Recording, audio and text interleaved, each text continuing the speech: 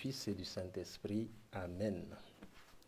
Viens, Esprit de sainteté, viens, Esprit de lumière, viens, Esprit de feu, viens nous embraser. Évangile de Jésus-Christ selon saint Luc. En ce temps-là, Jésus rassembla les 12. Il leur donna pouvoir et autorité sur tous les démons et de même pour faire des guérisons. Il les envoya proclamer le règne de Dieu et guérir les malades. Il leur dit, ne prenez rien pour la route, ni bâton, ni sac, ni pain, ni argent. N'ayez pas chacun une tunique de rechange. Quand vous serez reçus dans une maison, restez-y. C'est de là que vous repartirez. Et si les gens ne vous accueillent pas, sortez de la ville et secouez la poussière de vos pieds. Ce sera un témoignage contre eux. Ils partirent et ils allaient de village en village, annonçant la bonne nouvelle et faisant partout des guérisons. Acclamons la parole de Dieu.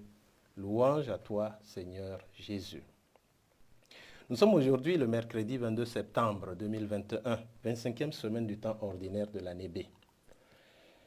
Le Seigneur a choisi des disciples. Le Seigneur nous choisit, nous appelle et il nous envoie.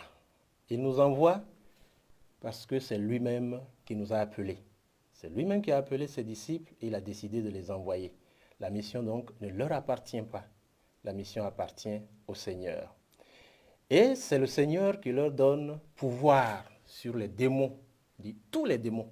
Il n'y a pas de démon qui soit en dehors du pouvoir de Jésus ou qui soit au-dessus du pouvoir de Jésus. Et ensuite, il donne la force de guérir, le pouvoir de guérir. Comprenons-le bien.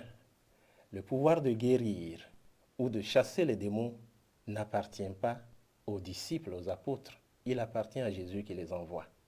Nous pouvons donc comprendre que l'exorcisme que nous pouvons faire ou quelque action que nous voulons faire pour le bien de nos frères et sœurs, ce n'est pas pour nous montrer, ce n'est pas pour nous mettre en avant, c'est pour que la gloire du Christ puisse se révéler. C'est pour que le nom de Jésus soit annoncé, parce que tout cela est annonce de la bonne nouvelle. Voilà pourquoi aussi, il n'y a pas besoin d'exagération, il n'y a pas besoin de théâtralisation pour dire que nous chassons les démons. Il y a tout simplement besoin de faire confiance au Christ, de faire confiance au Seigneur, parce que c'est lui qui agit à tout moment. Et nous pouvons comprendre par là justement que nous devons remettre toujours en cause notre action pastorale, notre mission. Et Jésus nous invite justement parce qu'il nous donne la manière dont il faut réaliser la mission, le détachement total, ne rien prendre, absolument rien, et ne rien prévoir. Ce ne sont pas les techniques très recherchées et tout cela qui vont faire de notre mission une mission chrétienne. Évidemment, nous avons besoin de réfléchir la mission, nous avons besoin de réfléchir notre pastoral, nous avons besoin de l'approfondir, mais ce n'est pas l'essentiel. L'essentiel, c'est l'attachement à Jésus, puisque c'est Jésus lui-même qui nous donnera la méthode, la pédagogie qu'il faut pour pouvoir réaliser la mission. Et chaque chrétien est concerné. Il ne s'agit pas tout simplement des prêtres, des consacrés ou de quelques personnes engagées. C'est chaque chrétien qui est appelé à réaliser cette mission et à être attentif à la façon de la réaliser.